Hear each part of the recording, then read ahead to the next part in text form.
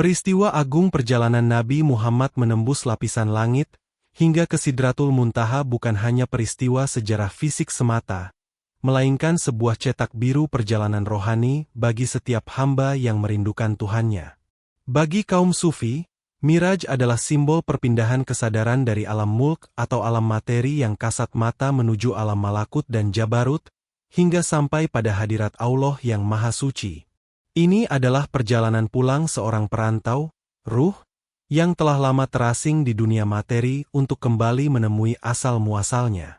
Kenaikan ini tidak diukur dengan jarak kilometer atau tahun cahaya, melainkan diukur dengan seberapa jauh hati mampu melepaskan keterikatan pada makhluk menuju kedekatan dengan Sang Khalik. Setiap insan sesungguhnya memiliki potensi untuk melakukan miraj batiniah ini. Jika Nabi Muhammad mengalami miraj dengan jasad dan ruhnya sebagai mukjizat terbesar, maka umatnya mewarisi miraj ruhani melalui ibadah dan penyucian jiwa. Perjalanan ini dimulai ketika seorang hamba merasa sempit dengan luasnya dunia. Ia menyadari bahwa kebahagiaan sejati tidak dapat ditemukan pada harta, tahta, atau pujian manusia. Ada ruang kosong di dalam dadanya yang hanya bisa diisi oleh kehadiran Zat yang Maha Agung. Kesadaran inilah yang menjadi titik tolak peluncuran rohani menuju langit-langit makrifat. Dalam pandangan tasawuf, tubuh manusia adalah miniatur alam semesta. Langit dan bumi sesungguhnya terlipat di dalam batin manusia. Oleh karena itu, mendaki tangga spiritual berarti menyelami kedalaman diri sendiri. Semakin dalam seseorang masuk ke relung hatinya, semakin tinggi ia naik mendekati arsy Allah. Perjalanan ini membutuhkan keberanian untuk meninggalkan segala atribut keakuan dan kesombongan yang selama ini menjadi pemberat langkah. Tanpa pelepasan beban duniawi, ruh akan tetap terpasung di bumi nafsu dan tidak akan pernah mampu terbang menembus gravitasi materialisme. Hakikat miraj batin adalah transformasi dari kesadaran sebagai hamba yang terpisah menjadi hamba yang merasa senantiasa bersama Allah. Ini adalah proses menyibak tirai-tirai cahaya dan kegelapan yang menghalangi pandangan mata hati. Seorang salik yang menempuh jalan ini tidak mencari Tuhan di tempat yang jauh di atas awan, melainkan menemukannya lebih dekat daripada urat leher sendiri. Miraj adalah momen pertemuan intim, sebuah reuni agung antara percikan cahaya, ruh manusia, dengan sumber cahaya, Allah, yang selama ini dirindukan. Sebagaimana perjalanan fisik membutuhkan kendaraan yang cepat dan tangguh, perjalanan mendaki langit spiritual pun membutuhkan kendaraan khusus. Dalam kisah Nabi Muhammad, beliau mengendarai burak, makhluk yang kecepatannya sesejauh mata memandang. Para ahli makrifat menafsirkan burak secara maknawi sebagai simbol dari cinta, mahabbah, dan kerinduan, syauq, yang sangat kuat kepada Allah. Logika dan amal ibadah fisik semata ibarat berjalan kaki yang lambat, namun cinta adalah kendaraan kilat yang mampu membawa seorang hamba melesat menembus ribuan hijab dalam sekejap mata. Cinta adalah bahan bakar utama yang tidak pernah habis dalam perjalanan miraj batin. Tanpa cinta, ibadah hanyalah gerakan kosong tanpa nyawa dan zikir hanyalah komat kamit lisan tanpa makna. Cinta membuat yang berat menjadi ringan, yang jauh menjadi dekat, dan yang mustahil menjadi mungkin. Ketika hati seorang hamba telah dipenuhi oleh api cinta kepada Allah, maka segala hal selainnya menjadi kecil dan tidak berarti. Dorongan kerinduan inilah yang menarik ruh untuk terus naik, tidak puas hanya sampai di langit syariat, tapi ingin terus menembus hingga ke langit hakikat. Kendaraan cinta ini memiliki dua sayap, yaitu sayap harap, raja, dan sayap takut, khauf. Dengan harapan, seorang hamba terbang menuju rahmat Allah, dan dengan rasa takut, ia menjaga diri agar tidak terjatuh dalam kemurkaannya. Keseimbangan kedua sayap ini menjaga kestabilan perjalanan rohani. Jika hanya mengandalkan harapan, seseorang bisa tergelincir dalam rasa aman yang menipu. Jika hanya mengandalkan rasa takut, ia bisa putus asa. Burak cinta merangkum keduanya dalam harmoni ketundukan yang total, membawa penunggangnya melintasi badai ujian dengan selamat. Para sufi mengajarkan bahwa untuk mendapatkan kendaraan ini, seseorang harus mengosongkan hatinya dari cinta kepada selain Allah. Hati tidak bisa memuat dua cinta yang berlawanan dalam satu waktu. Ketika cinta dunia mendominasi, burak tidak akan mau mendekat. Namun, saat hati dimurnikan dan hanya menyisakan nama Allah di dalamnya, maka kekuatan spiritual yang dahsyat akan bangkit. Inilah energi yang melontarkan jiwa dari kerendahan bumi menuju ketinggian langit ilahi, mengatasi batasan ruang dan waktu dalam pengalaman spiritual yang tak terlukiskan. Dalam perjalanan Miraj Nabi Muhammad, beliau melewati 7 lapisan langit dan bertemu dengan para nabi terdahulu. Dalam tafsir tasawuf Isyari, 7 langit ini melambangkan 7 tingkatan nafsu atau 7 hijab batin yang harus ditembus oleh seorang salik.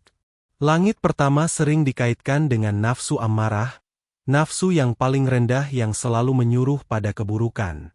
Melintasi langit ini berarti berjuang menundukkan syahwat hewani, kemarahan, dan kerakusan. Tanpa menaklukkan langit pertama ini, seseorang tidak akan pernah bisa melanjutkan pendakian ke tingkat selanjutnya. Setiap lapisan langit memiliki penjaga dan ujiannya masing-masing. Semakin tinggi tingkatan nafsu, semakin halus tipu dayanya.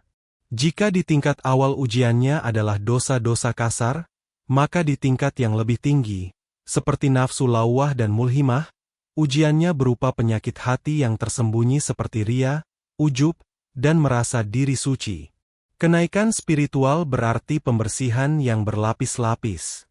Seorang hamba harus menanggalkan satu persatu baju kotor sifat tercela dan menggantinya dengan busana sifat terpuji.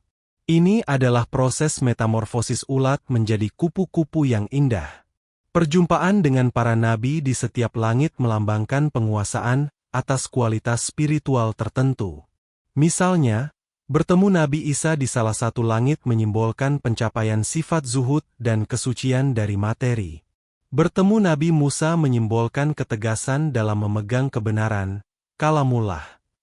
Seorang sufi yang melakukan miraj batin akan menyerap hikmah dan cahaya kenabian ini ke dalam karakternya. Ia tidak sekadar lewat, tetapi mengalami transformasi internal sehingga akhlaknya semakin mendekati akhlak para kekasih Allah. Puncak dari penembusan lapisan-lapisan ini adalah tercapainya nafsu mutmainah, jiwa yang tenang. Di tahap ini, langit batin telah bersih dari awan gelap keraguan dan badai pemberontakan. Hati menjadi bening laksana cermin yang siap menerima pantulan wajah ilahi. Disinilah seorang hamba mulai merasakan kedamaian yang tidak tergoyahkan oleh pujian maupun cacian makhluk.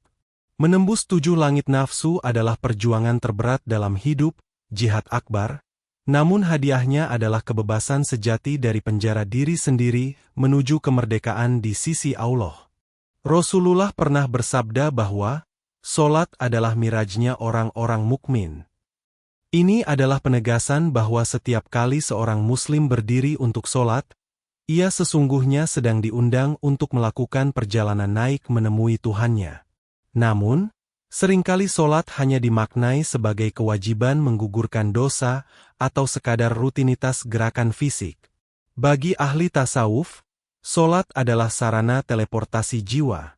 Takbiratul ihram adalah pernyataan, selamat tinggal, kepada dunia dan seisinya untuk masuk ke dalam ruang kudus perjumpaan dengan Allah. Solat yang menjadi miraj bukanlah solat yang lalai, melainkan solat yang didirikan dengan hudhurul qalb, hadirnya hati. Ketika lisan mengucapkan ayat-ayat suci, hati ikut bergetar memahami maknanya. Ketika tubuh ruku dan sujud, ruh ikut merunduk dalam ketaan daya di hadapan Yang Maha Kuasa. Dalam sujud, posisi fisik terendah manusia, justru terjadi kedekatan rohani yang paling tinggi. Di sanalah rahasia miraj tersembunyi, di mana hamba berbisik di bumi namun suaranya terdengar menggema di langit. Momen puncak dalam solat adalah ketika membaca Al-Fatihah dan berdialog langsung dengan Allah. Para ulama sufi merasakan bahwa ketika mereka membaca, Iyyaka na'budu wa iyyaka nasta'in, seolah-olah hijab terbuka dan mereka sedang berbicara berhadap-hadapan dengan Sang Raja. Tidak ada perantara, tidak ada jarak. Solat menjadi waktu istirahat bagi jiwa yang lelah, Arihna Bihaya Bilal, sebuah oase di tengah gurun kehidupan yang gersang. Kualitas solat inilah yang menentukan seberapa tinggi seseorang naik dalam miraj hariannya. Jika miraj Nabi Muhammad terjadi sekali dalam sejarah yang agung, maka Allah dengan sifat rahman-Nya memberikan kesempatan miraj 5 kali sehari bagi umatnya. Ini adalah fasilitas VIP yang sering disia-siakan. Seorang sufi menjadikan solat sebagai kebutuhan primer jiwanya. Ia menunggu waktu solat seperti kekasih menunggu janji kencan. Melalui tangga solat inilah, seorang hamba menapaki derajat demi derajat kedekatan, membersihkan karat hati, dan menyerap cahaya ilahi untuk dibawa kembali sebagai bekal menjalani kehidupan setelah salam. Dalam kisah Miraj, Malaikat Jibril yang melambangkan akal murni dan wahyu perantara, berhenti di Sidratul Muntaha. Jibril berkata kepada Nabi Muhammad bahwa jika ia melangkah selangkah lagi, niscaya ia akan terbakar oleh cahaya Allah. Namun Nabi Muhammad terus melangkah maju sendirian. Ini adalah isyarat tasawuf yang sangat dalam bahwa akal rasional memiliki batas. Logika manusia, sehebat apapun, hanya mampu mengantar sampai ke pintu gerbang kebenaran, namun tidak bisa masuk ke dalamnya. Untuk masuk ke hadirat Zat yang Maha Mutlak, seseorang harus menanggalkan sandaran akalnya dan beralih menggunakan kendaraan, hati dan rasa, dzauq. Sidratul Muntaha adalah batas akhir pengetahuan makhluk. Di titik ini, segala definisi, konsep teologis, dan persepsi manusia tentang Tuhan menjadi tidak memadai lagi. Allah tidak bisa dijangkau dengan pertanyaan, bagaimana, dan mengapa. Seorang salik yang sampai di tahap ini akan mengalami kebingungan yang suci, hairah, di mana ia sadar bahwa ia tidak tahu apa-apa di hadapan ilmu Allah yang tak bertepi. Ia harus melepaskan segala atribut keilmuan yang selama ini dibanggakan dan menjadi bodoh, agar bisa menerima limpahan ilmu laduni langsung dari sumbernya. Melampaui Sidratul Muntaha batin berarti melompat dari wilayah, memikirkan Tuhan, menuju wilayah, menyaksikan Tuhan, musyahadah.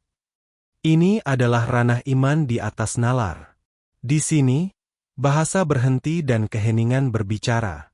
Seseorang tidak lagi berdebat tentang dalil, karena ia sedang menatap sang pemilik dalil. Jika akal memaksa masuk ke wilayah ini, ia akan hangus terbakar karena ketidakmampuannya menampung paradoks keagungan ilahi. Hanya hati yang bersih, kolbun salim, yang mampu menampung cahaya tersebut tanpa hancur. Peristiwa ini mengajarkan ketawaduan intelektual, bahwa setinggi apapun ilmu seseorang, ia harus tunduk di ambang pintu makrifat. Sufi tidak membuang akal, namun mereka tahu di mana batas kerjanya. Mereka menggunakan akal untuk mengikat unta, urusan dunia dan syariat, namun menggunakan cinta dan penyerahan total untuk terbang menuju Allah. Di seberang Sidratul Muntaha, yang berlaku bukan lagi hukum sebab akibat, melainkan hukum ridho dan kehendak mutlak Allah. Di sanalah pertemuan yang sesungguhnya terjadi. Setelah melewati batas akal, seorang hamba memasuki zona fana, yaitu sirnanya kesadaran akan eksistensi diri. Seperti lilin yang didekatkan pada matahari, cahayanya yang kecil tidak lagi tampak, meskipun lilin itu tetap ada. Atau seperti setetes air yang jatuh kembali ke samudra, ia kehilangan identitas, tetesannya, dan melebur menjadi bagian dari samudra raya. Dalam miraj spiritual, fana adalah kondisi di mana seorang hamba begitu terpesona oleh keagungan Allah sehingga ia lupa pada dirinya sendiri, lupa pada alam sekitarnya, dan hanya ingat pada satu wujud yang hakiki. Di fase ini, sifat-sifat kemanusiaan yang lemah tertutupi oleh sifat-sifat ilahiyah yang sempurna. Seorang salik tidak lagi merasa memiliki kekuatan, karena ia menyaksikan bahwa segala kekuatan adalah milik Allah. La haula wala quwata illa billah. Ia tidak lagi merasa memiliki kehendak, karena kehendaknya telah lebur dalam kehendak Allah.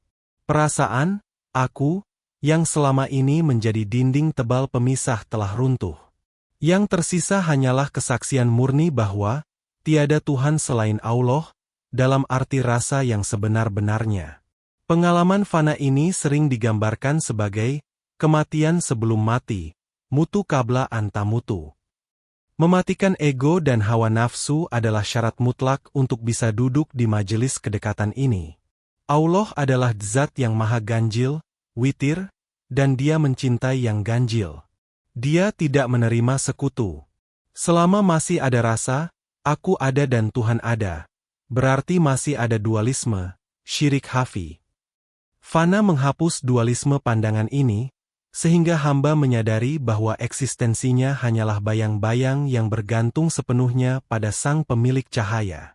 Meskipun terdengar menakutkan bagi orang awam, kondisi fana adalah puncak kenikmatan bagi para pecinta. Rasa lebur ini membawa ketenangan yang luar biasa, membebaskan jiwa dari penjara ketakutan dan kesedihan duniawi. Tidak ada beban, tidak ada tuntutan, yang ada hanyalah kedamaian dalam pelukan rahmat-Nya.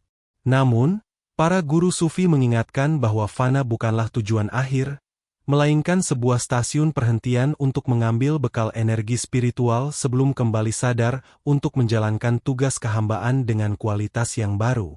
Puncak dari Miraj Nabi Muhammad adalah dialog langsung dengan Allah, di mana beliau menerima perintah sholat.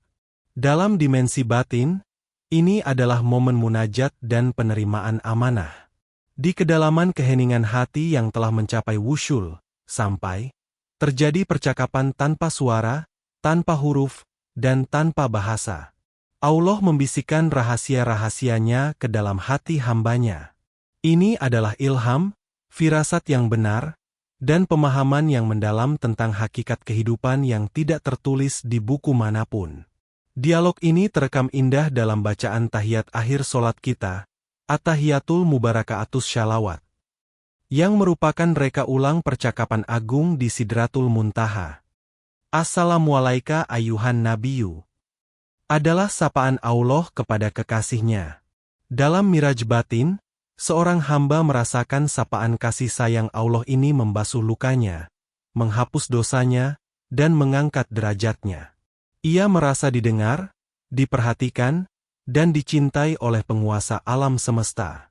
Perasaan ini melahirkan keyakinan diri yang kuat dan optimisme yang tak tergoyahkan. Oleh-oleh dari perjumpaan ini bukan berupa emas atau permata, melainkan perintah solat yang bermakna komitmen untuk menjaga hubungan, shilah, yang terus-menerus. Bagi seorang sufi, oleh-oleh miraj batin adalah istiqomah.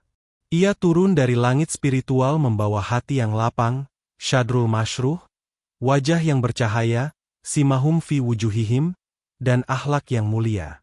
Ia kembali dengan membawa visi baru dalam memandang masalah dunia, bahwa segala sesuatu kecil di hadapan Allah. Hasil dari dialog sunyi ini juga berupa hikmah kebijaksanaan. Seseorang yang telah duduk bersama raja di raja akan memiliki cara pandang raja.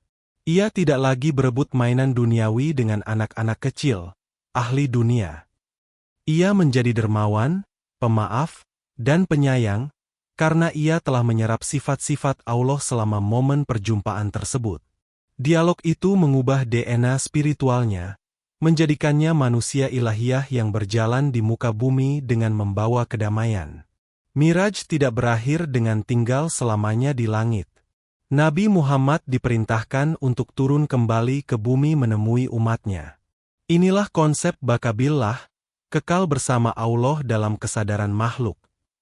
Setelah mengalami fana, lebur, seorang sufi dikembalikan pada kesadaran normalnya, namun dengan kondisi batin yang telah berubah total. Ia kembali bergaul dengan masyarakat, bekerja, berkeluarga, namun hatinya tidak pernah sedetik pun terpisah dari Allah. Halwat dar anjuman, sunyi di tengah keramaian. Tugas seorang yang telah mengalami miraj batin adalah menjadi penyalur rahmat bagi lingkungan sekitarnya. Ia menjadi tangan Allah yang memberi, mata Allah yang melihat, dan telinga Allah yang mendengar. Keberadaannya membawa kesejukan. Jika fana adalah mabuk kepayang karena cinta, maka baka adalah kesadaran, sobriety, tingkat tinggi untuk melayani umat. Ia turun dari gunung, pencerahan bukan untuk menyombongkan diri, melainkan untuk menuntun orang lain agar bisa mendaki gunung yang sama. Inilah perbedaan mendasar antara pengalaman mistik biasa dengan tasawuf Islam. Tasawuf tidak mengajarkan pelarian dari dunia, eskapisme, melainkan pengambilan energi dari langit untuk memperbaiki bumi. Nabi Muhammad turun membawa sholat 5 waktu sebagai hadiah bagi umatnya agar mereka pun bisa merasakan nikmatnya perjumpaan dengan Tuhan. Begitu pula seorang salik, ia turun membawa semangat perbaikan, keadilan, dan cinta kasih untuk disebarkan kepada sesama manusia dan alam semesta. Perjalanan Miraj batin adalah siklus yang terus berputar. Naik untuk mengambil cahaya, turun untuk menyebarkan cahaya. Semakin tinggi naiknya, semakin luas jangkauan manfaat turunnya. Seorang hamba yang telah sempurna mirajnya menjadi rahmatan lil alamin dalam skala kapasitasnya masing-masing. Ia menjadi bukti hidup bahwa Tuhan itu ada, dekat, dan penuh kasih sayang. Hidupnya menjadi jembatan yang menghubungkan makhluk yang terasing dengan halik yang merindukan kepulangan mereka.